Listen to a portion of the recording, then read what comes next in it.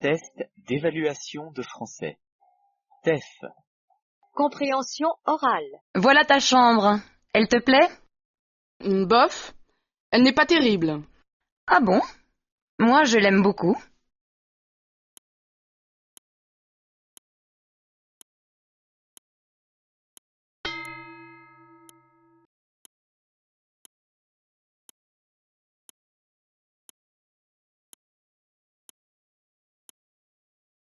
Vers quelle heure vous arrivez? Vers 11h20, je crois.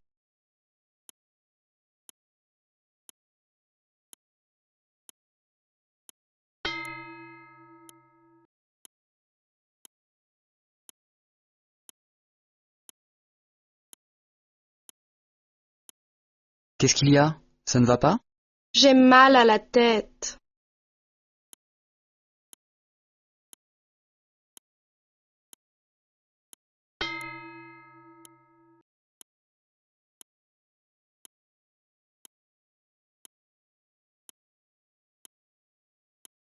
Tu es en retard. Qu'est-ce qui s'est passé? Oh, je suis désolé, ma voiture est tombée en panne.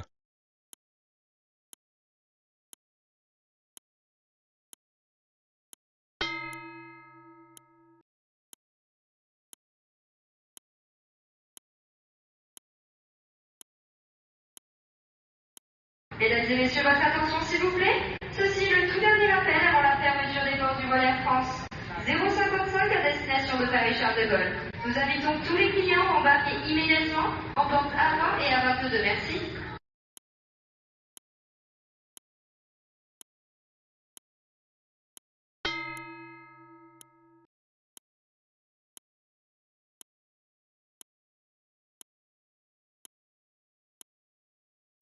Mesdames, Messieurs, bonjour. La SNCF et votre chef de bord vous souhaite la bienvenue dans ce TGV à destination de Aix-les-Bains-le-Revard, Chambéry et Paris son terminus. Dans quelques instants, nous passerons parmi vous et serons à votre disposition tout au long du voyage. Si vous avez rencontré des difficultés pour composter votre billet, n'hésitez pas à nous solliciter.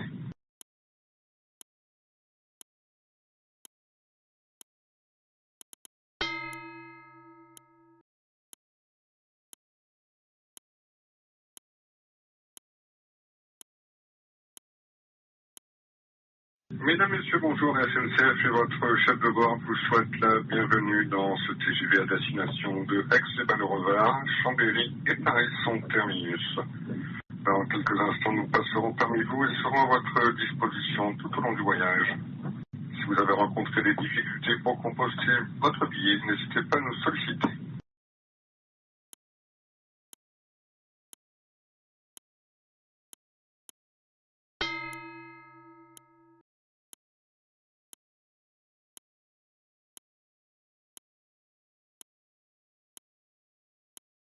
En raison de travaux d'entretien planifiés, le parc sera temporairement fermé de février à mars. Nous nous excusons pour tout inconvénient que cela pourrait causer et vous remercions de votre compréhension.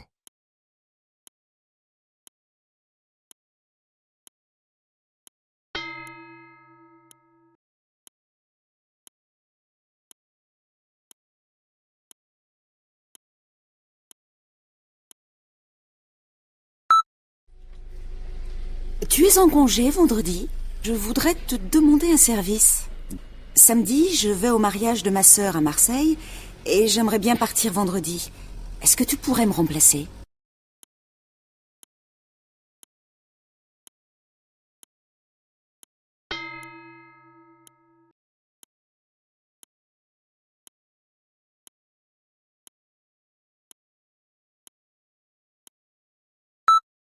Sébastien, t'as vu mon courriel? La réunion de cet après-midi est reportée à demain, même heure. Écoute, débrouille-toi, mais sois à l'heure. Tu sais que le nouveau patron ne supporte pas les gens qui arrivent en retard.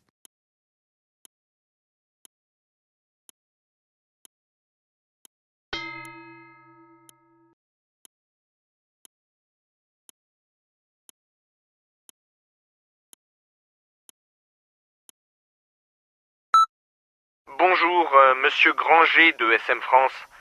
J'appelle pour vous dire que je n'ai pas encore reçu les invitations que vous deviez imprimer. J'en avais commandé 1000 et vous deviez me les livrer hier, dernier délai. Veuillez me rappeler le plus vite possible. Merci.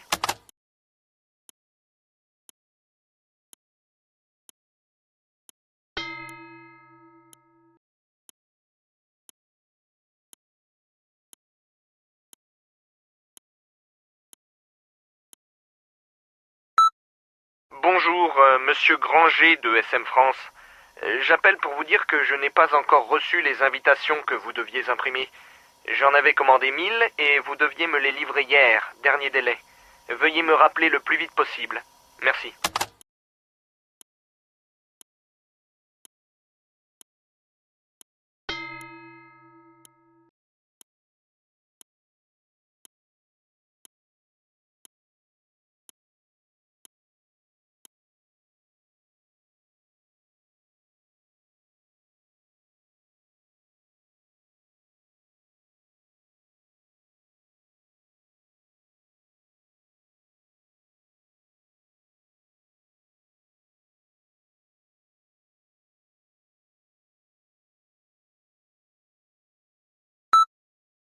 Bonjour, Paul Jouvet de votre agence EDF à Villeneuve-Saint-Georges.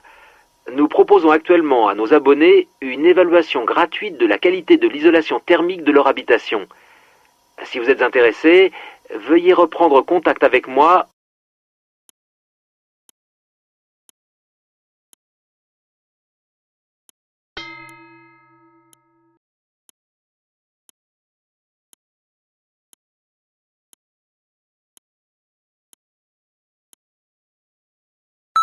Bonjour, Céline Dufour de votre agence EDF-GDF de Massy.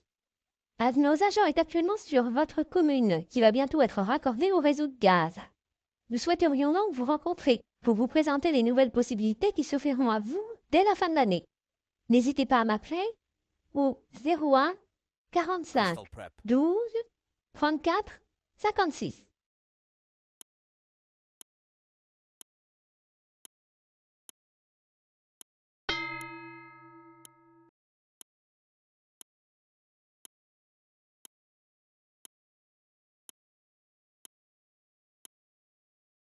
Je m'excuse de vous déranger pendant vos vacances. C'est Chloé, le responsable du département.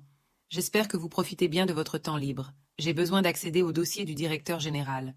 Pouvez-vous me dire où je peux le trouver ou s'il est accessible en ligne?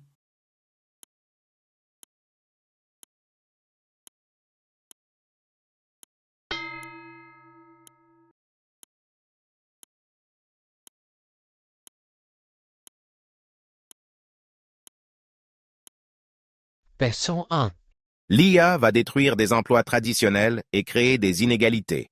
Je m'oppose catégoriquement à son infiltration dans le monde professionnel.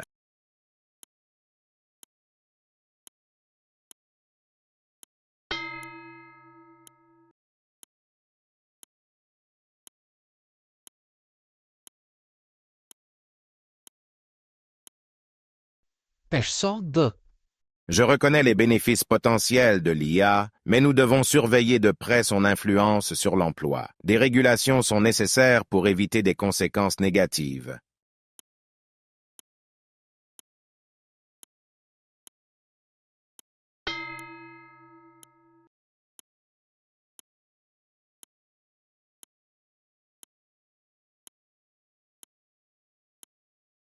Version 3. L'intelligence artificielle révolutionne notre façon de travailler, offrant des opportunités sans précédent. Je suis résolument optimiste quant à son impact positif.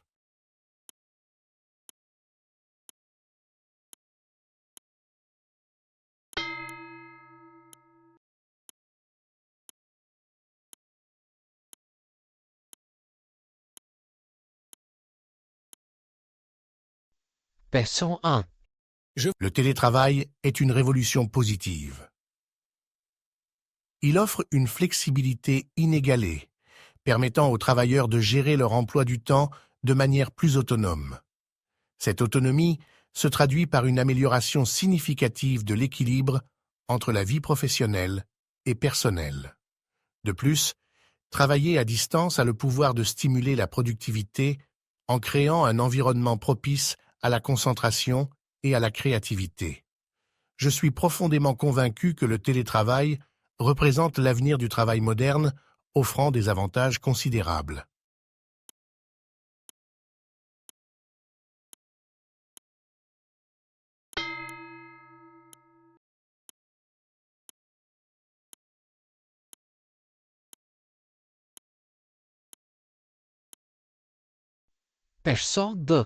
En observant les avantages indéniables du télétravail, tels que la réduction des déplacements et la possibilité de personnaliser son espace de travail, il est difficile de ne pas être favorable à cette approche.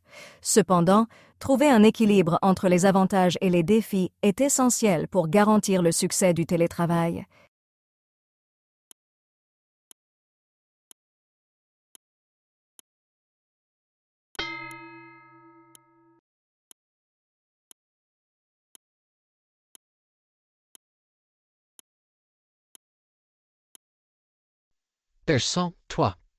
Le télétravail est une menace pour la productivité et la cohésion d'équipe. Rien ne remplace le travail en personne. Je m'oppose fermement à cette tendance.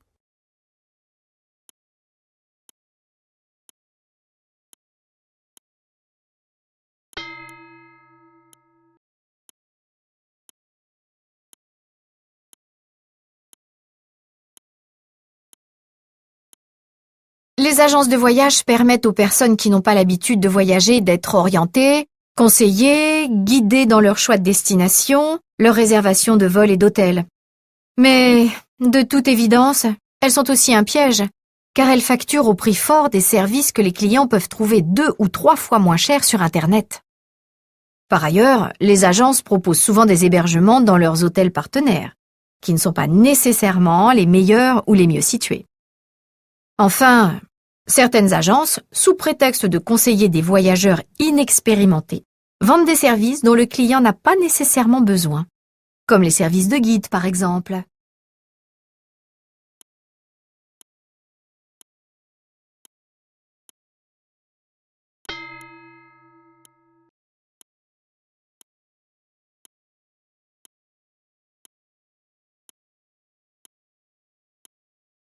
C'est dans le domaine de la santé que l'on trouve le plus grand nombre d'objets connectés. Il faut dire que les données physiologiques humaines constituent un formidable champ d'investigation. Les paramètres à surveiller sont nombreux et la technologie permet aujourd'hui de quantifier tout cela en temps réel. C'est le fameux phénomène de l'automesure, en anglais le Quantified Self. Alors il y a tout d'abord par exemple le pèse-personne connecté qui enregistre votre poids au jour le jour et vous permet de retrouver les données sur votre mobile via une application dédiée. Cela va même plus loin aujourd'hui avec la mesure du rythme cardiaque par les pieds, oui ça marche, du taux de CO2 dans la pièce ou encore de l'annonce du temps qu'il va faire dans la journée. Autre type d'équipement pour la santé, le tensiomètre connecté pour ceux qui souffrent de maladies cardiovasculaires et qui doivent surveiller leur pression artérielle au quotidien. Ce type de produit coûte moins d'une centaine d'euros chacun. Et puis on trouve aussi toutes sortes de petits accessoires pour certaines pathologies qui sont des...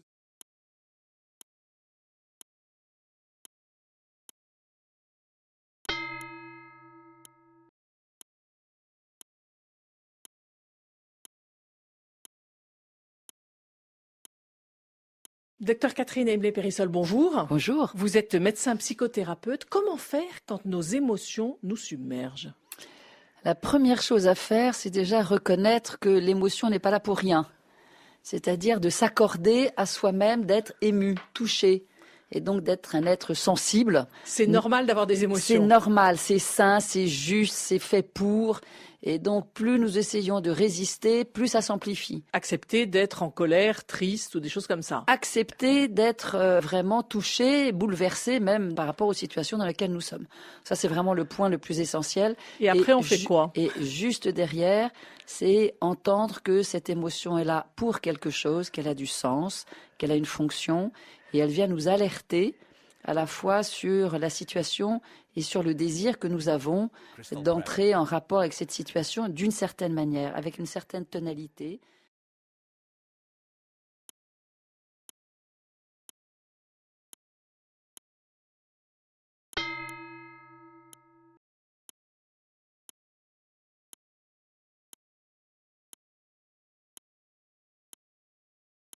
Le théâtre antique d'Arles est construit sous l'empereur Auguste et à sa gloire durant le 1er siècle avant notre ère. Sophie Asport, adjointe au maire d'Arles, est déléguée au patrimoine et à l'urbanisme. Devant nous, effectivement, nous avons un arc qui correspond au gradin et plus particulièrement à la cavea, qui était l'espace où on pouvait accueillir 10 000 personnes à l'origine, lorsque le théâtre antique était complet, et qui s'élevait sur 3 étages. 3 étages qui faisaient face en bas, au pied de ces gradins, à un orchestra qui, lui, était plutôt dédié pour l'accueil des sénateurs. Nous avons ensuite la scène et à l'arrière de la scène se trouvait un fond de scène qui a aujourd'hui malheureusement disparu, dont il ne subsiste que quelques départs de colonnes et les 2 colonnes qui restent en place qui matérialisaient le mur de scène, le mur de fond de scène. Une scène et un théâtre monumental où l'on peut imaginer les représentations fastueuses de l'époque romaine. Les spectateurs avaient plusieurs représentations, des déclamations, des présentations théâtrales bien sûr, des présentations satiriques.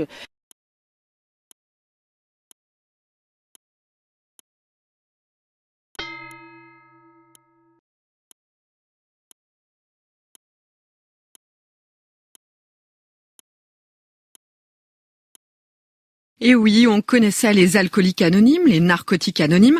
Voici venus les capitalistes anonymes. Un groupe de parole, tout ce qu'il y a de plus sérieux, qui se réunit tous les 15 jours à la fabrique à Issy-les-Moulineaux pour partager son rapport à la consommation, à la sobriété. C'est un reportage du média L'ADN qui nous l'apprend. Le modèle est calqué sur celui des alcooliques anonymes. 8 étapes clés, parmi lesquelles le fait d'admettre sa participation à la crise, de se former à la parole scientifique, ou encore de comprendre que la sobriété est l'objectif à atteindre. Comment cela s'est lancé ? À l'origine, Julien, 38 ans, formé en école d'ingénieur, s'est pris la crise climatique en pleine tête, se demandant jour après jour pourquoi personne n'y faisait rien. Un jour, Julien est tombé sur la définition de l'addiction. Alors, je vous sors mon Larousse, attention, soyez attentifs. L'addiction est un processus par lequel un comportement humain permet d'accéder au plaisir immédiat tout en réduisant une sensation de malaise interne. L'addiction s'accompagne d'une impossibilité à contrôler ce comportement en dépit de la connaissance de ses conséquences négatives. Genre, surconsommer alors que c'est hyper mauvais pour la planète. Pour Julien, cette définition s'applique parfaitement à notre rapport actuel.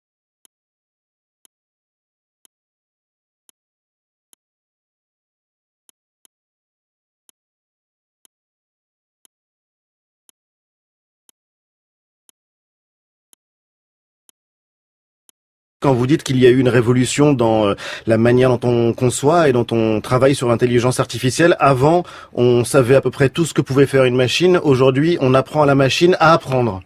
Alors on apprend à la machine, ça veut dire pour l'instant quand on veut l'entraîner par exemple, quand on veut construire une machine qui peut reconnaître des objets dans des images, savoir s'il y a un chien, un chat, une table, une chaise, on collecte des milliers d'images avec des chiens, des chats, des tables, des chaises. On montre une image à la machine, si elle répond pas à la bonne chose, on lui dit tu t'es trompé, voilà la réponse correcte, et puis elle ajuste ses paramètres internes, un petit peu la manière dont on apprend nous. Oui. Dans le cerveau, l'apprentissage se produit par modification de l'efficacité des connexions entre les neurones, entre les cellules nerveuses, et on fait un petit peu la même chose là, on change des coefficients dans ces réseaux de neurones, et ils apprennent après quelques milliers d'exemples, à reconnaître des chiens, des chats, des tables, des chaises, etc. Les robots sont plus stupides que des rats, oui. Avez-vous dit lors d'une conférence. Expliquez-nous ça. Alors qu'on a l'impression au contraire que certaines machines sont plus compliquées, plus complexes, plus douées que les cerveaux humains. Alors dans certains domaines, oui. C'est-à-dire qu'effectivement, on peut acheter un gadget à 30 € qui nous bat à plat de couture aux échecs. En tout cas, ça me bat aux échecs. Oui, et je pense que l'ensemble des personnes dans ce studio également.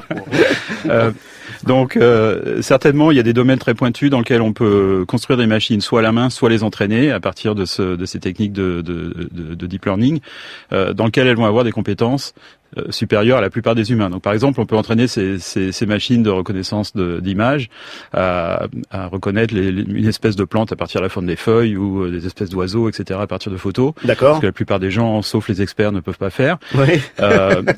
reconnaître tout un tas de choses comme ça.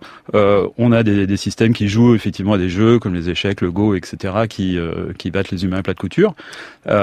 Mais ce ne sont pas des systèmes qui ont de l'intelligence générale, c'est-à-dire ce qui caractérise l'intelligence humaine. Ce super ordinateur AlphaGo 0 par exemple, qui est imbattable au jeu de Go, qui a encore réussi un exploit dans la nuit, ça c'est une intelligence spécifique très particulière, mais qu'est-ce qui lui manque à ce super ordinateur? Alors c'est pas un super ordinateur, en fait c'est un programme qui tourne sur les réseaux d'ordinateurs de Google. Il y en a aussi chez Facebook et autres. Ouais. Donc ce programme s'entraîne en jouant contre des copies de lui-même. Qui sont toutes un petit peu différentes et finit en fait en quelques semaines ou en quelques jours à jouer des millions et des millions de parties, en fait probablement plus de parties de Go que la totalité de l'humanité dans les 3000 dernières années, et finalement arrive à raffiner des stratégies que les humains n'avaient pas trouvées. Donc ces techniques sont très puissantes quand elles sont appliquées à des domaines très étroits, mais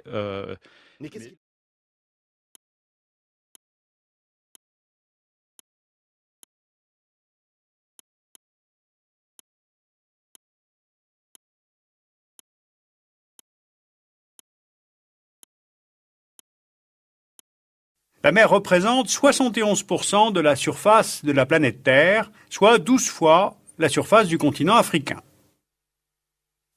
Les mers sont des pôles d'attraction pour l'homme, car en même temps elles fournissent de la nourriture, c'est-à-dire la protéine des poissons, et permettent des échanges.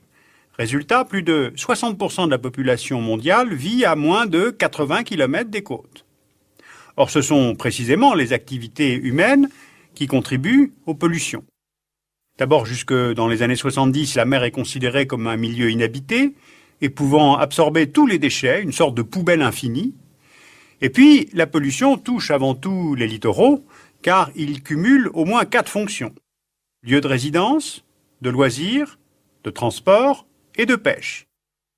De pêche car le milieu littoral a une fonction particulière dans le développement des poissons et donc cela influe sur la pêche en mer. Alors entrons dans le détail en étudiant les rejets et les déchets. C'est la terre qui pollue la mer, puisque ce sont les rivières qui transportent les rejets des habitants des villes, les rejets des industries, les engrais et pesticides utilisés dans l'agriculture.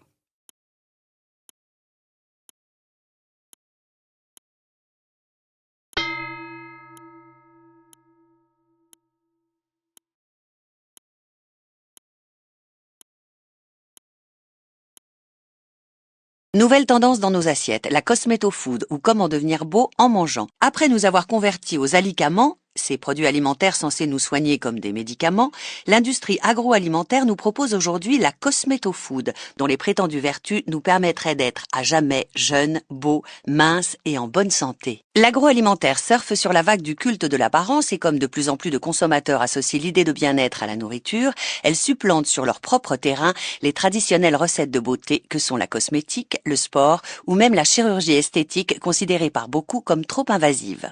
Ces nouveaux produits alimentaires s'attaquent à tous nos problèmes de beauté, qu'il s'agisse de silhouette, de peau, de cheveux, d'ongles et j'en passe. Fini les crèmes à se tartiner sur le visage pour conserver une peau de bébé. Les recettes de beauté sont soi-disant désormais dans l'assiette. Yaourt anti-rides, chocolat anti-acné, jus de fruits ou lait anti-âge, boissons auto-bronzantes, la liste s'allonge de jour en jour. Alors, science ou marketing? À vous d'en décider.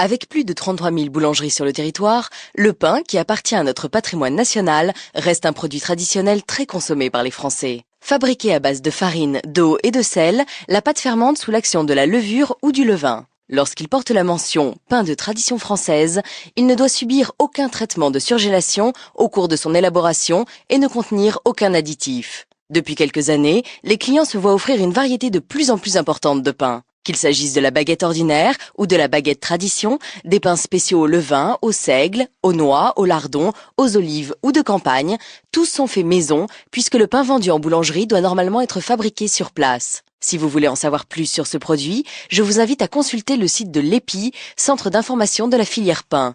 Avouez que le nom est évocateur.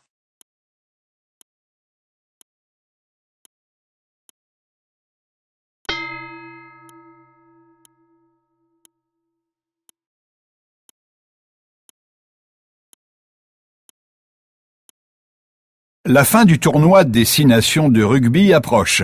Demain aura lieu le dernier match des Bleus et ce sera contre l'Angleterre. Il est intéressant de remarquer que le rugby français attire de plus en plus de jeunes et cette année, c'est la région parisienne qui a le plus d'inscrits en France. Il est important de savoir aussi que dans ce tournoi des 6 nations, 8 joueurs de l'équipe de France ont commencé à jouer au rugby en Île-de-France.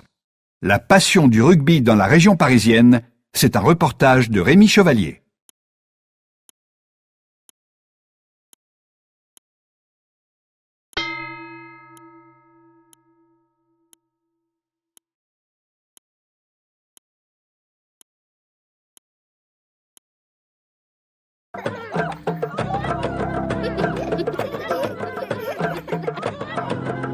Vanuatu est un des pays où les habitants sont les plus heureux au monde. L'Université Sussex et la Fondation pour une nouvelle économie en sont venus à cette conclusion en étudiant l'indice du bien-être durable. Vanuatu est un petit État du Pacifique Sud où le français a le statut de langue officielle. C'est aussi un territoire considéré comme un pays en voie de développement. Mais pourquoi les Vanuatais arrivent en tête du classement des gens heureux, loin devant des sociétés dites développées comme la France et le Canada? Les Vanuatais vivent dans un milieu naturel d'une beauté exceptionnelle. On y retrouve entre autres une végétation luxuriante et de l'eau immaculée qu'ils ont su préserver et apprécier. Les Vanuatais vénèrent et vivent en harmonie avec cette nature généreuse et leur mode de vie laisse une faible empreinte écologique. Les Vanuatais seraient heureux, entre autres, car ils savent se satisfaire avec peu.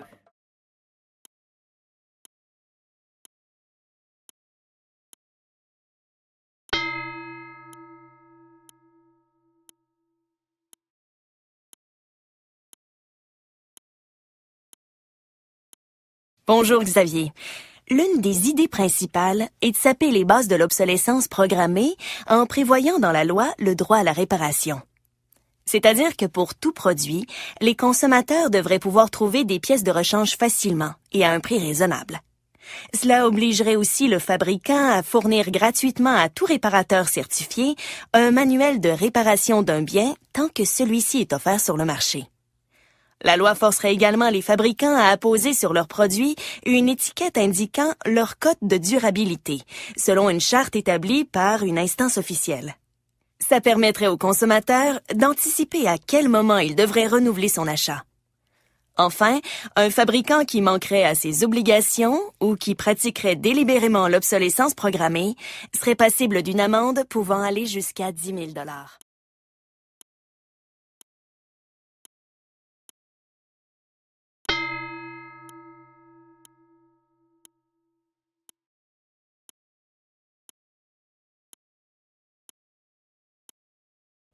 Et même aucun, Jérôme. Pour fêter le citron, Menton affrète d'Espagne 120 000 tonnes de fruits. Les 200 000 visiteurs qui viennent assister à ces cavalcades bariolées n'y verront pas un seul agrume local. La raison? Le vrai citron de Menton est une espèce rare et précieuse. On le réserve à la dégustation. Il a failli disparaître et même s'il renaît de ses cendres à une vitesse spectaculaire, ne nous emballons pas. Aujourd'hui, la ville produit 70 tonnes de citron tous les ans. C'est rien à l'échelle des 13,7 millions de tonnes cultivées dans le monde. C'est infinitésimal et pourtant, c'est un miracle. Pour quelle raison? Parce que justement, nous sommes à Menton, sur la Riviera française, à 10 km des fastes de Monaco, à 30 km de Nice.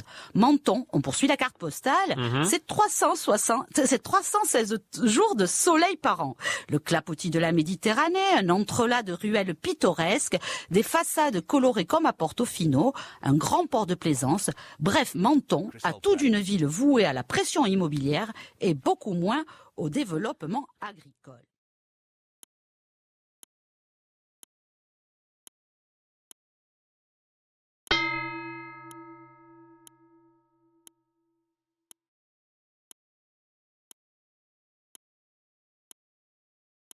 Prenons d'abord quelques exemples ordinaires, quelques exemples anodins, sans aller tout de suite vers des exemples de grandes catastrophes ou de grands émerveillements qui viennent à l'improviste nous surprendre, comme bons exemples, par exemple, les surprises qu'on nous fait, une fête d'anniversaire imprévue et on doit réagir, bien réagir, plutôt bien quand c'est du bien et plutôt bien même quand c'est du mal, en tout cas tenir le coup face aux inattendus négatifs. Mais prenons d'abord des exemples ordinaires, des exemples anodins. Vous invitez 2 personnes et ils ne viennent pas, ou au contraire ils viennent à 4, et il faut s'adapter, faire à la fortune du pot, comme on dit, et c'est déjà un signe dans les sagesses populaires d'une adaptation au hasard, à la fortune. Vous avez un train qui a du retard, beaucoup de retard, vous devez par exemple vous installer où vous pouvez, et parfois vous faites des rencontres inattendues, et parfois ce hasard entraîne d'autres hasards positifs, parfois au contraire des galères, comme on dit, et il faut alors, comme on dit, faire contre mauvaise fortune bon cœur.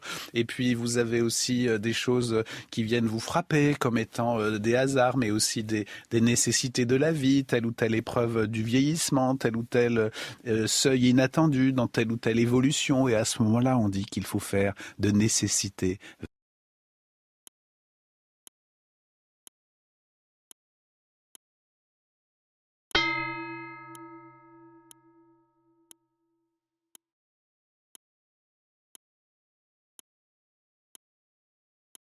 Oui, l'efficacité du Nutri-Score avait déjà été évaluée par d'autres études scientifiques. La nouveauté, c'est que l'OCDE a aussi analysé l'impact sur l'économie. La mise en place du Nutri-Score à l'échelle européenne permettrait ainsi de faire des économies en termes de dépenses de santé, une baisse de 0,05% chaque année. Et puis, ce serait également un plus en termes de productivité. Qui dit public averti sur les qualités nutritionnelles d'un produit dit baisse des maladies chroniques, ce qui rejaillit sur l'emploi. Un gain évalué à 10,6 équivalents temps plein pour 100 000 habitants en âge de travailler. Oui, mais c'est loin d'être gagné. La Commission européenne avait proposé effectivement en 2021 un étiquetage nutritionnel obligatoire et harmonisé dans les 27 pays de l'Union. Mais ce projet se heurte à l'hostilité de certains industriels de l'agroalimentaire soutenus par des pays comme l'Italie. Le Nutri-Score serait ainsi pour les Italiens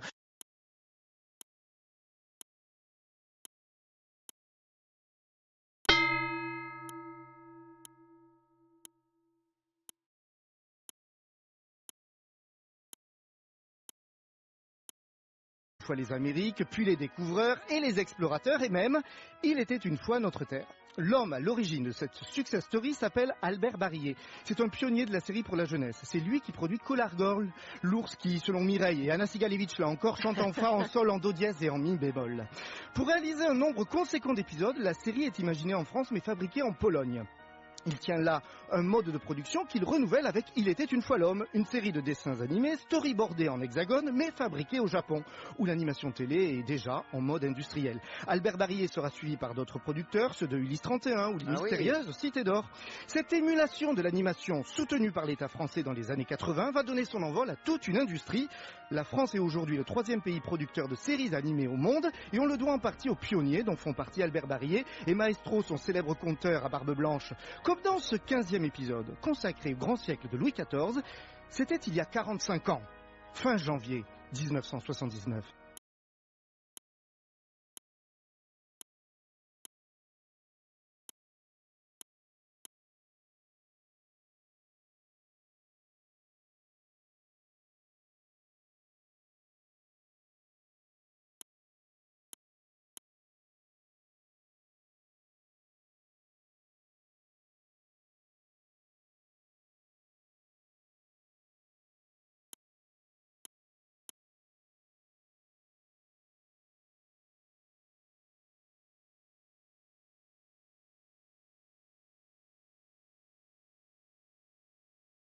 Thank you.